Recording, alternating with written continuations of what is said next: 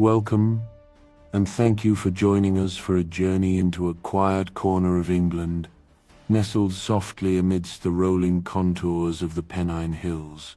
Tonight we gently unravel a tale from the market town of Todmorden in West Yorkshire, a place that, for a time, found itself at the heart of some truly puzzling events. Let us ease into this story, allowing its gentle unfolding to guide your mind towards a peaceful calm as you prepare to drift into a restful sleep. Our story begins in the year 1980, a time when the world was busy with its own narrative. Yet in this small, serene town, a different kind of mystery began to stir. Todmorden would soon become known for a series of incidents that baffled locals and investigators alike. Events that would linger in the memories of those who experienced them, even decades later. We will explore two of these remarkable occurrences, focusing on the peculiar vanishing of a local miner and the astonishing encounter of a police officer, both touched by an undeniable sense of the unknown.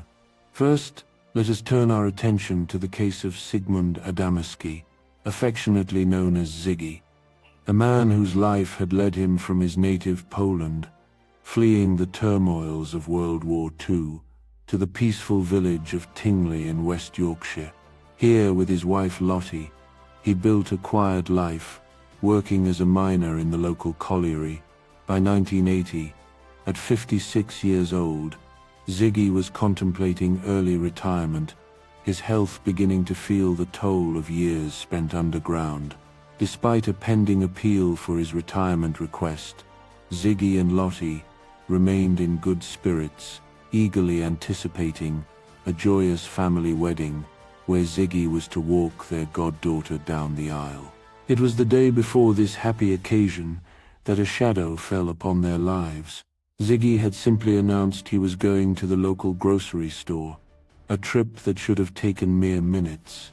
He exchanged pleasantries with a neighbor and was seen in a jovial mood by the store clerk. Yet, he never returned home. Lottie, deeply concerned by this uncharacteristic absence, contacted the police, fearing her husband had been kidnapped. A thorough search and public appeals yielded no answers. It was as if Ziggy had simply vanished into thin air. 5 days later, a somber discovery was made. Approximately 20 miles away in Todmorden, a foreman, Trevor Parker, returning to his father's coal yard after a short absence, was met with a shocking sight. Lying face up on top of a 10-foot pile of coal was the deceased body of Sigmund Adamski. Mr. Parker was adamant that no one had entered the closed yard in his absence, and the body had certainly not been there that morning. The attending police officer, PC Alan Godfrey, began a careful examination of the scene, and it revealed a host of perplexing details. The coal pile, remarkably, appeared undisturbed, with no trace of coal dust on Ziggy's body. It was as if he had been gently lowered onto the heap, rather than having climbed it. Furthermore, Ziggy's shirt, watch, and wallet were missing and never found. While he was mostly dressed, his clothing, trousers, coat, and shoes were fastened in a peculiar, crude manner, as if someone unfamiliar with human attire had hastily redressed him. Despite being missing for 5 days, his hair was recently cut, and his face showed only a day's worth of beard growth, suggesting opportunities to shave during his lost hours. Even more mystifying were the burn marks around Ziggy's head and neck, which had been treated with a strange, slimy yellow substance and a green ointment. Forensic scientists exhaustively tested these substances, but could never identify them. The coroner, James Turnbull, described Ziggy's death as the greatest mystery of his career, reluctantly concluding it as natural causes, likely heart failure, though he remained unconvinced. PC Alan Godfrey would forever remember Ziggy's wide-open eyes, which he felt conveyed the look of someone who had seen something profoundly terrifying. When pressed by the media about local whispers of alien abduction, Godfrey cautiously stated he was open-minded and couldn't rule it out. Other theories, less fantastical, naturally emerged. Lottie, his wife, held firm to her belief that Ziggy had been kidnapped and held hostage before his death. Some even whispered of the KGB, given Ziggy's Polish origins, though no evidence supported any connection to espionage. The idea of ball lightning, a spherical form of lightning, was suggested to explain the burns and potential heart failure, but it failed to account for the unidentified ointment, the odd redressing, or how he ended up on the coal pile. Later investigations by UFO researchers unveiled a detail that might shed a different light on Lottie's immediate fear of kidnapping. It was discovered that Ziggy and Lottie had recently offered refuge to a female family member who had a restraining order against her husband. This suggested a more earthly yet still dark possibility, a disgruntled husband seeking brutal revenge. Such a motive could explain a prolonged act of violence, the burns, and the disrobing. While the ultimate truth behind Ziggy's fate remains elusive, it is a reminder of how human complexities can sometimes be as bewildering as any cosmic mystery. Tragically, Ziggy's appeal for early retirement was successful, the letter arriving the day after his body was found, a poignant note in a deeply puzzling story. Now let us turn our attention to the second chapter of Todmorden's mysteries, involving the very same police officer, P.C. Alan Godfrey, who first investigated Ziggy's unusual death. Just 5 months after Ziggy's discovery, in November 1980, Godfrey would have his own encounter with the unexplained. It was a cold, early morning around 5 a.m., and Godfrey was on patrol, searching for runaway cows, reported to be disturbing local residents. He had been out all night with no luck, and just as he prepared to clock off, another call came in. An elderly woman reported cows in her front garden, along with a blinding light that momentarily illuminated her entire house, after which the cows had vanished. Godfrey, a logical and sensible man, assumed the light was simply a passing car's full beam, scaring the cattle away. As he continued his patrol, driving through the quiet, pre-dawn streets, Godfrey passed a fellow officer, whom he later wished had joined him for a lift. Less than a mile from the very coal yard, where Ziggy's body was found, Godfrey encountered an unusual vehicle blocking the main road, forcing him to brake sharply. There, hovering silently in the air, about 5 feet off the ground, was a diamond-shaped object, an estimated 14 feet tall and 20 feet wide. A fluorescent light emanated from a large dome on top of the slowly rotating vessel, and the nearby trees shook violently, despite no discernible vibration. Attempting to call for backup, Godfrey found both his personal and car radios met with complete silence.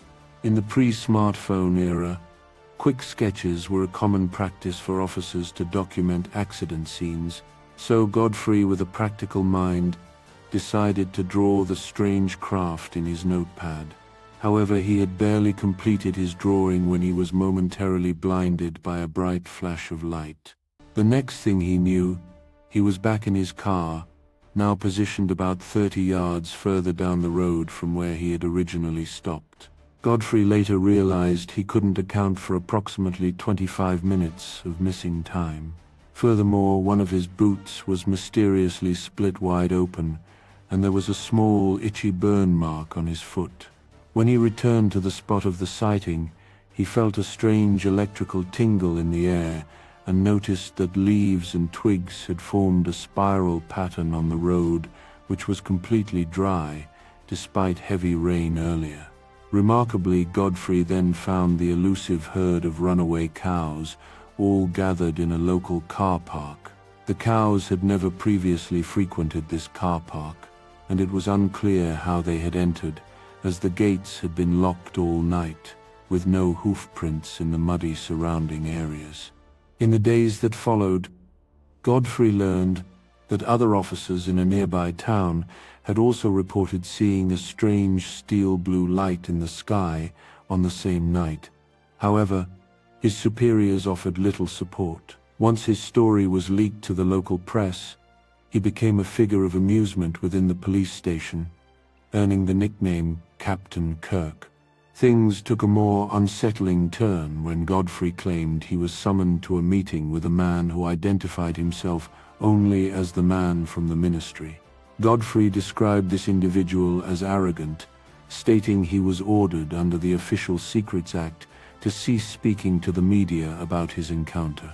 Godfrey later recounted glimpses of his own sketch of the craft and Sigmund Adamski's death report within the man's bulky file, suggesting a connection between the two Todmorden incidents. He also claimed his home phone was tapped, and that he was constantly followed. These events, Godfrey believed, deeply impacted his life.